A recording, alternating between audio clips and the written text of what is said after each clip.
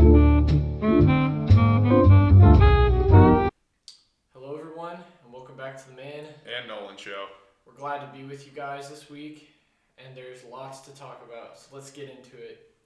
So, guys, Thursday Night Football, Connor, we saw the Dolphins play the Ravens, and the Dolphins were without Tua. Jacoby Brissett was the starter. The Ravens had Lamar Jackson, and we saw a game in which we saw two defenses come alive. It was a very defensive game, you know. It was about at halftime. I was watching the game, and it was tied 3-3 at halftime. Well, first of all, that makes for either just one hell of a defensive game to watch, or B, just really crappy offenses. Absolutely. And I definitely think the Miami offense outplayed Baltimore's offense. And Baltimore just played sloppy football. That's what happened. They played sloppy football. And Baltimore has a good offense. They have a running back as a quarterback. And they have a quarterback who could gun that ball if he has to, sling that ball out there. Yeah. So I just think that the Baltimore offense was off its game. I don't think they did as good as they usually do.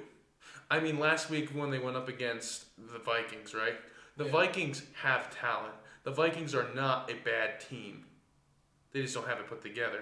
But Baltimore handed it to them. You know, Baltimore played a good football game against them and won. Yeah. You know, when I thought that it would be exactly that. Yeah. So Baltimore this week did not show up. Baltimore this week played sloppy football. It was a defensive game. The defenses both played pretty well. But there was, on the offensive side of the football for Baltimore, they had one fumble and what else was it? They had An interception. An interception, yeah. So that just goes to show you can't do that. Yeah. You can't do that, especially playing against a team that wants to win. Absolutely. Miami came out to win. They should have fit. Any football team that you should play, I don't care how good they are. I don't care what their schedules look like. I don't care what their team looks like. I don't care how bad they are. I don't care what their record looks like. You play a football game to win no matter what. Absolutely. You know, I don't care whether you want good draft picks. I don't care any of that. You play a football game to win. Absolutely. Yeah, and I think that, you know, the Dolphins just had more fight. Yeah. Like, we just saw more of a fire in the Dolphins. Not saying the Ravens didn't have much of a fire, because the Ravens did put up a good fight. But, you know, it's just the Dolphins came out with more energy. They had more of a drive, you know. And as we've talked about on the show before, I want to bring up two interesting, you know, key stats about the game, you know. And so what I got here is, so obviously it was an upset, right? Yep. Ravens were heavily favored to win this game against the Dolphins. Me and you both put on our picks that we thought they were going to win. Yeah, absolutely. But I'll tell you this right now. So the Ravens had a fumble and an interception. Dolphins had none. We talked about this before. Yep. The team that has the most turnovers is the more likely to lose the game. Yep. Right? Penalties. The Dolphins had 11 penalties for 97 yards.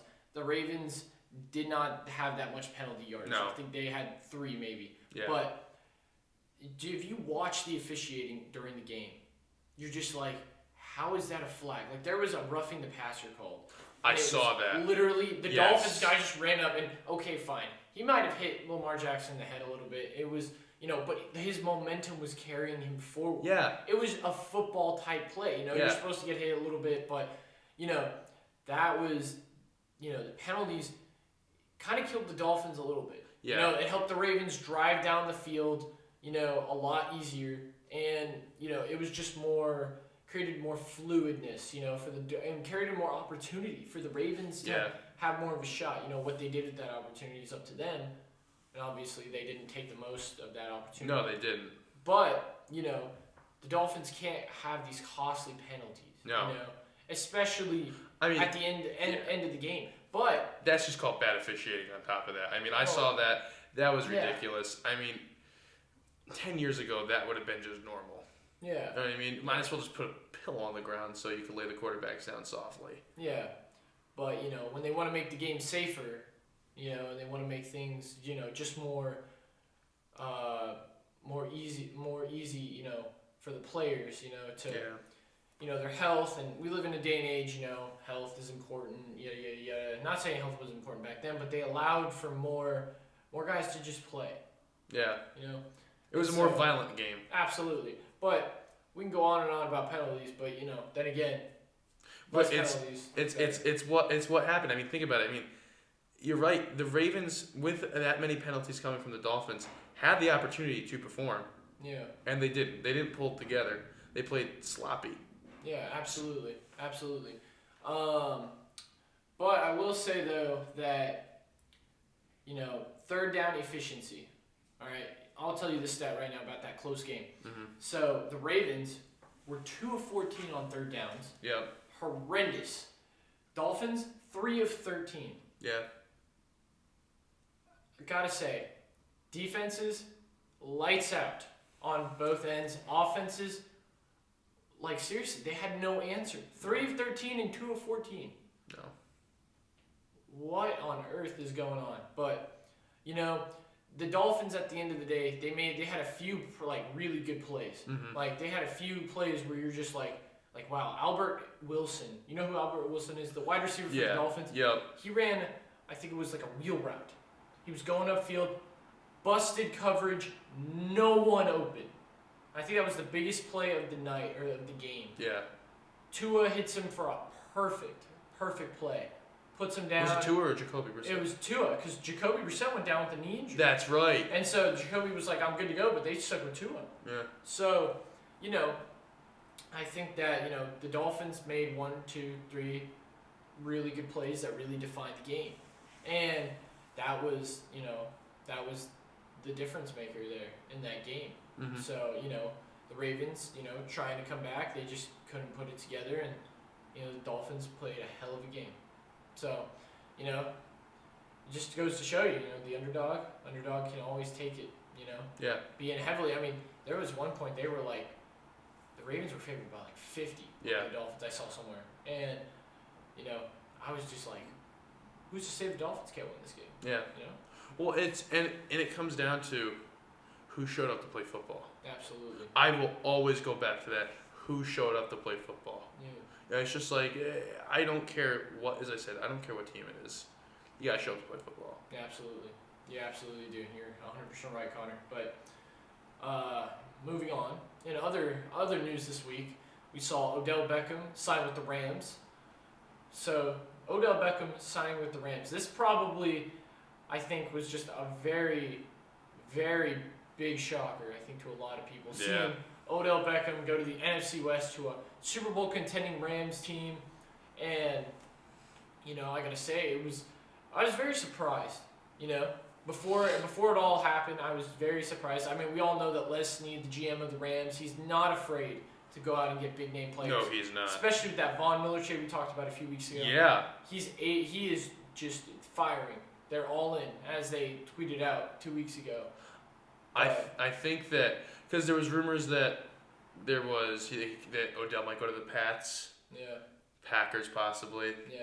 I was actually kind of surprised when I heard Rams, because in my mind they already cocked it up that Belichick was going to go after Odell. That he was going to make the same mistake he made with Brady when he signed Antonio Brown and got rid of him a couple weeks later. Yeah. So at the same time, I think that I'm not surprised that Odell went to the Rams, because you said the Rams are go-getters right now. They want big names that are going to win them titles. Absolutely. Right? Yeah. Where Belichick's looking for someone who's going to fit into his system. Odell's too flashy for that. He's not going to fit into Belichick's system. So I'm not surprised about that. But let me ask you this. With a team that has a defense with Von Miller, Aaron Donald, just an excellent defense, right?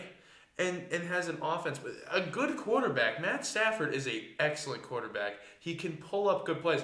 But I mean, I'm not sure if you saw this play last night, but Stafford had plenty of time to throw the ball, shot it down the field, nowhere near Odell, probably 5 yards out from Odell, shot it right to a defender. Yeah. Did you see that? I mean, what do you think happened last night?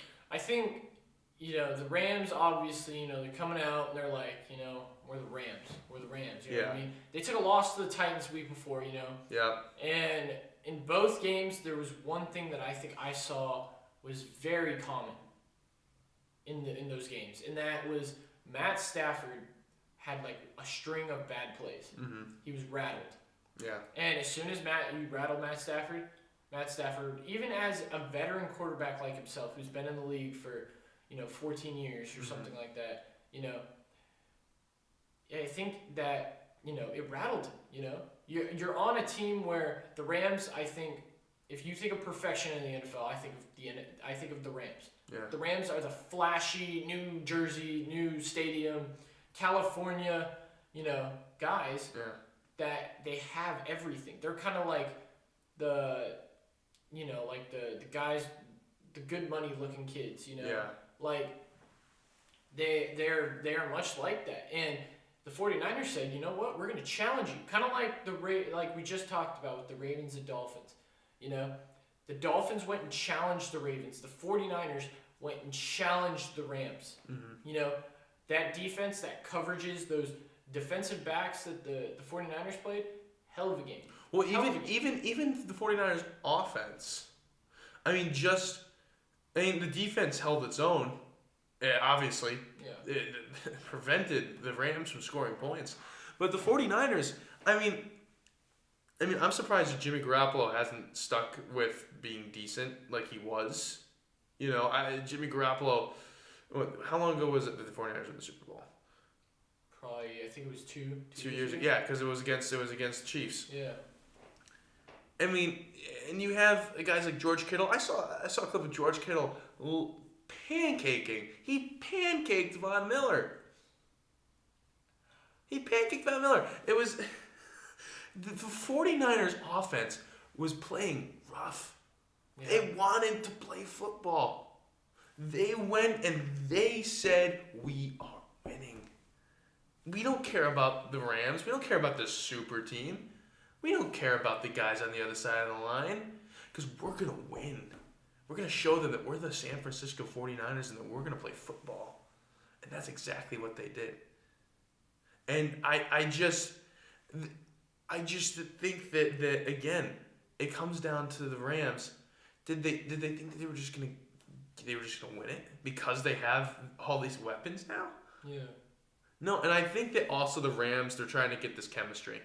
It's gonna take them a little while to build up that team chemistry. I think that we've talked about it, the too many mouths to feed. I don't think that there's too many mouths to feed. I think that not anymore. Robert Woods tore his ACL. Robert Woods tore his ACL, practice. Which is bad in a sense for the Rams. But even with Robert Woods, you have Robert Woods and Odell. I don't think that's too many mouths to feed. And you have Cooper Kupp, dude. And you have Cooper Kupp. So maybe there is something talking about mouths to feed. But forgot about Cooper Kupp. But it's just that you have this. I don't think there's a chemistry yet.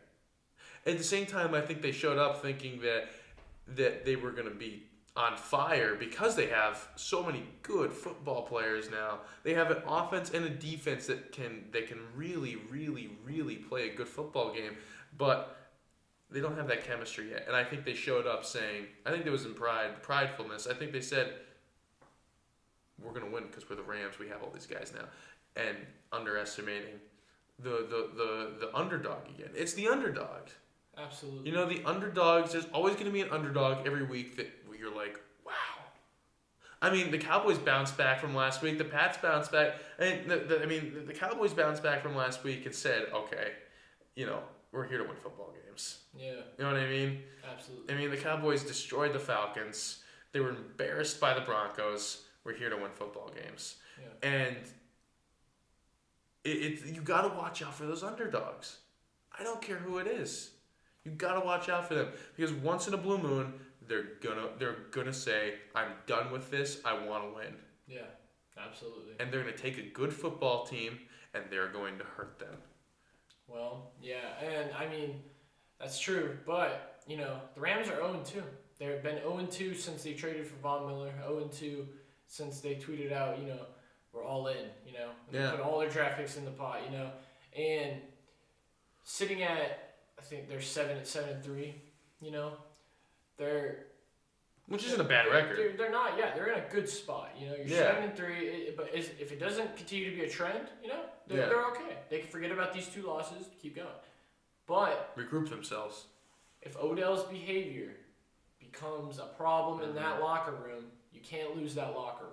No. Cannot lose the locker room because that chemistry will bring you to the Super Bowl. Mm-hmm. So they get Odell going. Now you got Odell and Cooper Kupp. And because you don't have Robert Woods, you still got Van Jefferson. Van Jefferson, underrated wide receiver. I agree. He's a deep threat. He is a deep threat. He's a great, great receiver. He has the potential to be one. But like you kind of were talking about that chemistry. Matt Stafford has that connection with Cooper Kupp. Yeah. I don't know if you can say that about Odell and Van Jefferson. But maybe he does. We'll see. But once they get clicking and they get that going, everything should be good to go. You know what I mean? So, but 49ers, you look at their next potential matchups. They have an ability to maybe be a wild card team. Mm-hmm. They have the ability. I think they do. I think if Jimmy Garoppolo can put something together with these guys and say, all right, guys, let's come together. Let's play some good football down the stretch. It should be good to go. Yeah. You know what I mean? Yep. And so, we're in a different spot, Yep. to where, if the 49ers can put it together, they've got it. Yep. They've got it, I mean, that NFC West is very, very clawing. There's lots of good teams. Cardinals, Rams, 49ers, like we just said, Seahawks, It's a lot of, it's going to be close. There's teams that they have to fight for it. Absolutely. There is no getting it handed to them. And I think you're seeing that a lot this year throughout the NFL. Absolutely. You know what I mean? Just look at, between the Pats and the Bills at this point, the Bills don't have it secured anymore. For who's going to be the best team in that division. In the AFC East. In the AFC East, yeah. This year is full of football teams that are giving the big guns a run for their money. Yeah. Any team can show up to play. Any team can show up to play, and that's what makes a season interesting. And we've seen it thus far. Yeah. And I'm glad. I don't particularly like the 49ers, but they showed up to play, and I want to see them show up to play. Yeah. I want to see them go and play some. I want to see football games, man. Absolutely. I want to see people getting laid out. I want to see these huge Hail Marys. I want to be seeing all that. And you're seeing it now. People came to play. It's this post-COVID era now in the NFL. Last season just stunk.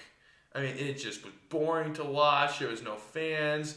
It just was, to me, it was no fun to watch. Yeah. And this year, it's just everyone's like, we can finally go out and play football again. Absolutely. Real football. Yeah. The way it was meant to be played. So I think that, the 49ers, if they could throw it together, which I think they have the potential to do, they have weapons. Yeah. Jimmy Garoppolo, I don't know what happened with him. He's not a bad quarterback.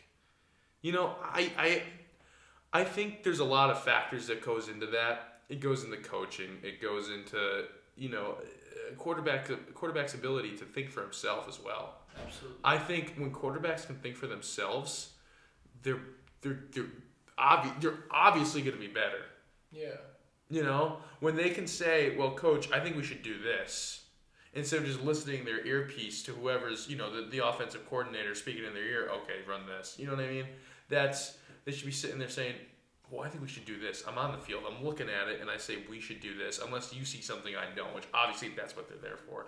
And I think that if Jimmy Garoppolo can get that, because I'm not sure exactly what's going on in the meetings for the offensive coordinator and his staff. I'm not sure what's going on. I'm not sure what's going on between that. But I do think that if the 49ers can pull it together, as you said, if they can pull it together, then they have the opportunity to do good. Absolutely. You're absolutely right, Connor, and we'll see. We'll see what happens down the stretch, and we'll be here to watch. Mm-hmm. Absolutely. Last thing I kind of wanted to talk about today. So the Raiders last week signed wide receiver Deshaun Jackson. He is 34 years old. 35, I think. 35? Okay, Yeah. 35 years old. And, he was just released by the Rams after requesting a trade request at the trade deadline. So, no one really talked about this, at least from what I saw, but Deshaun Jackson going to the Raiders. This is interesting. Now, Deshaun Jackson's leaving the high-powered Rams offense, after he was like, oh, man, I'm not getting used enough, this and that, and the other thing, right? Yeah. So he goes and signs with the Rams, who just released Henry Ruggs after that horrible car accident that he got into. But, Deshaun Jackson proved that he's still got stuff left in the tank. Oh, yeah. Week 4, he had a 75-yard touchdown. Yep. I mean, he's had numerous 60-yard catches, and even though he's an older dude, he still showed that he has that ability to be an elite wide receiver, elite deep threat, Well, it's like Larry Fitzgerald. Keeps on performing. Except Larry Fitzgerald's not playing this Well, year. obviously, yes, but what I'm saying is that the older Larry Fitzgerald guy, he still performs. You know what I mean? It's just like, don't underestimate those older wide receivers. Yeah. Because the thing is that it's anybody who takes care of themselves. I mean, because football's a tough game. I don't care how how it's gotten quote unquote softer over the last 30, 40 years. Which, I mean, you could say it has in a sense. I mean, it's not as violent and rough as it used to be.